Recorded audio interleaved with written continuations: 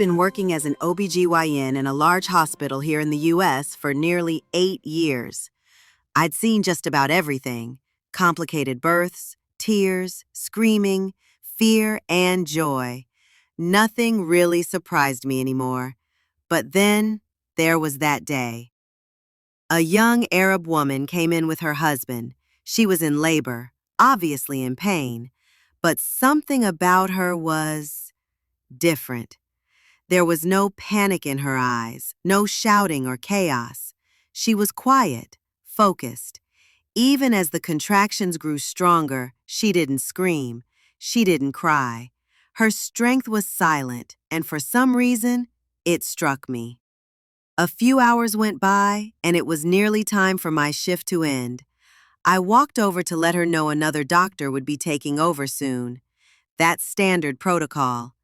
She looked up at me, sweating, breathing heavily, and the moment I said the word doctor, something changed.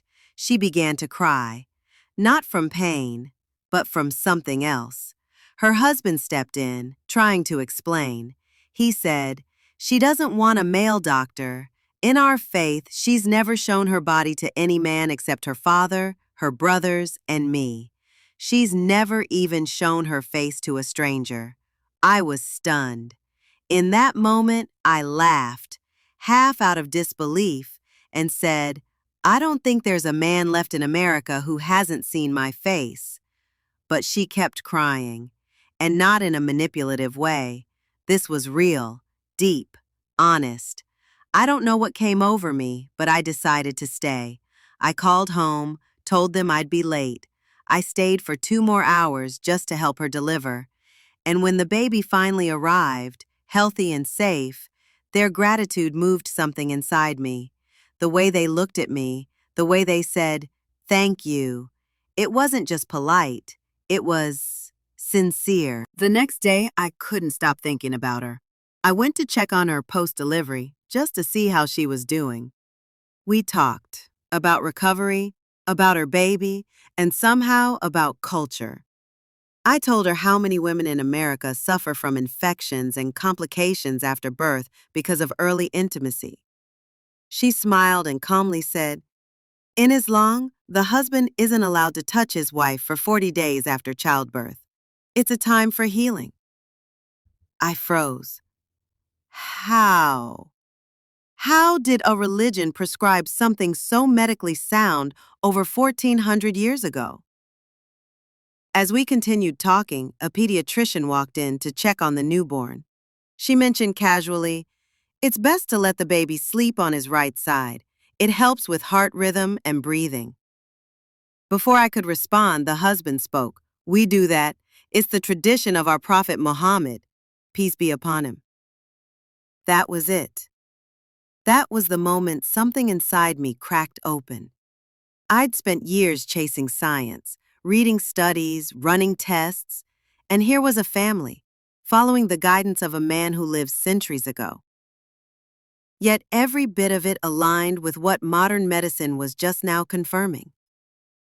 That night, I didn't sleep. I opened my laptop, searched for Islamic centers nearby. I needed to know more. This wasn't just cultural anymore. This was real.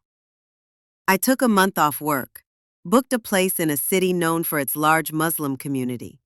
I walked into the Islamic Center with a notebook full of questions and maybe a bit of doubt, but they didn't judge me. They welcomed me, not like a guest, but like someone coming home.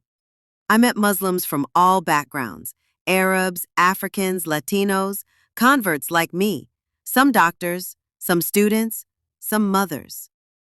They answered every question I had with patience, with logic, with evidence. They didn't pressure me, but the more I asked, the more I couldn't deny what I was seeing. I read about prayer, about charity, about modesty, about the balance between body and soul. I read verses from the Quran that described embryology, the development of the fetus, the stages of life, in words that mirrored what I'd learned in med school. How could this be a coincidence? After I returned home, I stayed in touch with a few sisters from the mosque. They sent me books, videos, articles. I found myself reading more about Islam than I ever had about any subject in college.